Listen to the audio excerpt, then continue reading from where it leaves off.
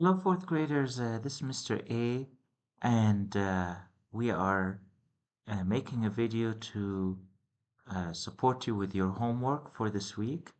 And we're looking at page 2 of our math homework and reviewing line plots and fractions. Okay?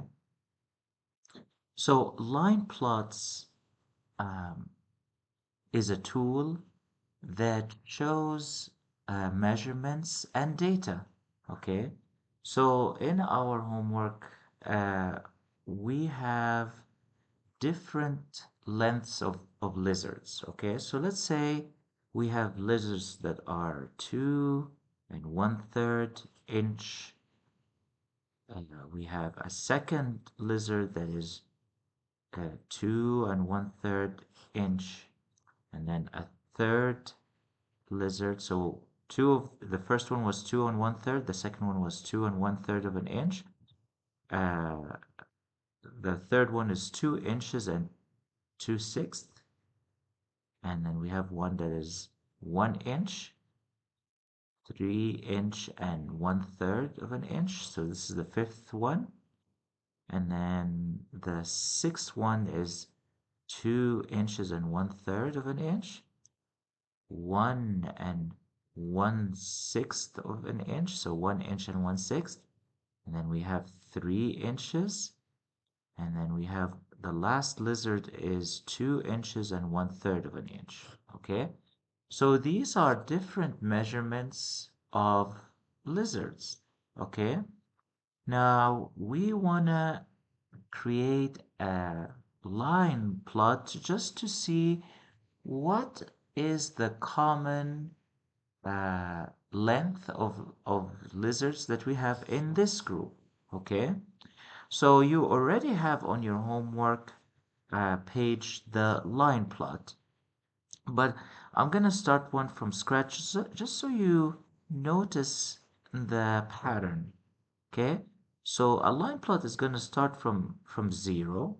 Okay, so let me go down a little bit. It's gonna start from 0. Okay, and it has to be going from 0 to the maximum length that you have in your data. So I have two holes, two holes, two holes, one hole, three holes, two holes, one holes, three, two. So my maximum is 3 and 1/3. So I'm gonna go from 0 to, let's say, 4. Okay, so from 0 to 4. And I'm going to partition this into fourths. So I have 1, 2 is half of 4, 3, and then 4. Okay, so this is one hole, two holes, three holes, four holes. Okay, now then we look at our fractions. So I see that my simpler fraction is in thirds, right? 1/3, 1/3, 2/6, which I know that thirds can become sixth if I multiply the 3 by 2. So that's one that we can get from thirds. Thirds, thirds, sixth again. If we multiply 3 by 2, we get 6. So I'm going to partition each of my thirds into, each of my holes into thirds. So here's 1, 2. Here's my first set of thirds. Here's my second set of thirds, my third set of thirds, and my fourth set of thirds. Okay, so my tick marks represents thirds. Okay, so this is 1/3, 2/3, 3/3 make up a whole, 4/3, 5/3, or six, and so on. But you know what? I'm gonna just keep writing 1/3, 2/3, 3/3, 1/3, 2/3, 3/3. So it is going with what we have in the data, okay? So, all right, we have our number line. Now the second part is plotting. Okay, so it's a line plot. It's a number line that we plot on our measurements. So how is that gonna look like? Okay, so let's start with our first length. Our first length is 2 wholes and 1/3. So I'm gonna go from 0. Here's my 2 wholes. Here's 2 wholes and 1/3. I'm gonna put an X here. Okay, so I did my first plot. Okay, let's go to my second plot. My second plot is 2 wholes and 1/3. Okay, so I put a second X or dot on top of the first one. Okay, I have 2/3. I have 2 wholes and 2/6.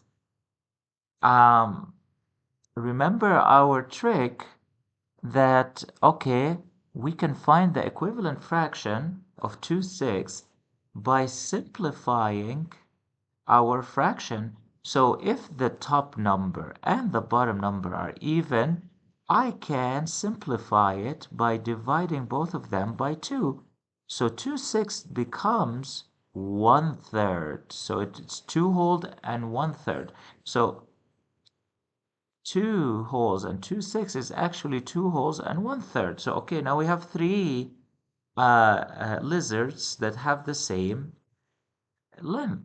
Okay, the fourth lizard in our group has a measure of 1. So I'm going to put a plot above 1. And I have my fifth lizard is 3 wholes and 1/3. So go from 0. Here's 3 wholes and here's 1/3 more. So I put an X. Then my sixth lizard is also 2 wholes and 1/3 more. So we have four in our group, 4 lizards in our group that have the same measurement. We have our seventh is 1 whole of an inch and 1/6. So 1 whole and 1/6. Okay, so this one, I have to partition my whole into 6. So I have 1, 2, 3. So I'm gonna have to partition uh, uh, my thirds into 6 by breaking each third into 2, or take half, because then this becomes 1/6. 1/3 becomes 2/6, 3/6, 4/6, 5/6, and then 6/6 or 3/3. That's another whole.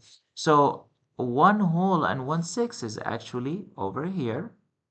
Okay, and 3 wholes of an inch. So here's my third, and then my eighth, I'm sorry, lizard. And then my last and ninth lizard is 2 wholes and 1/3 more. So we have 5 lizards that have a measure of 2 wholes and 1/3 of an inch. So 2 inches and 1/3 of an inch.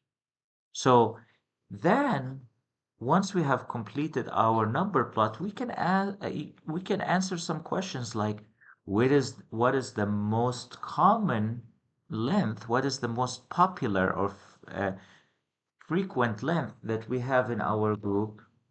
And the answer is going to be, by looking at our plots, that 2 and 1/3 is the most common, is the most popular in our group, right? That's the common length. Okay. Another question we might want to answer is, what is the longest length that we have in our group? And here our data tells us that 3 inches and 1/3 of an inch, that is our longest length of lizard that we have in our data. Okay, and what is the shortest? Our shortest is 1 inch. That is our shortest. Okay, so line plots basically organizes our data and makes it more easier to answer questions like what is the most common uh, length or number of something we're trying to measure in our data, or what is the highest or what is the shortest or lowest uh, number in our data. So it's a way to organize the data so it's easier for us to see the big picture. That is why we use line plots, okay?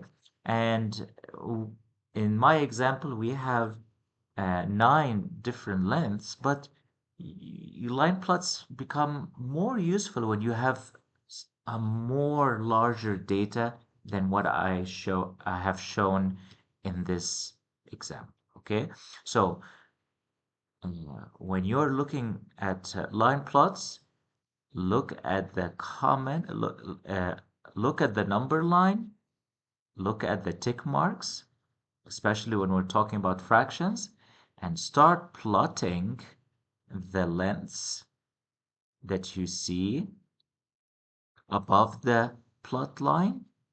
And once you go over it, then you have your data in a more visual way, easy for you to answer the questions that they are asking you on the homework. Okay, so I hope this video um, is helpful, and I look forward to seeing your answers on your homework.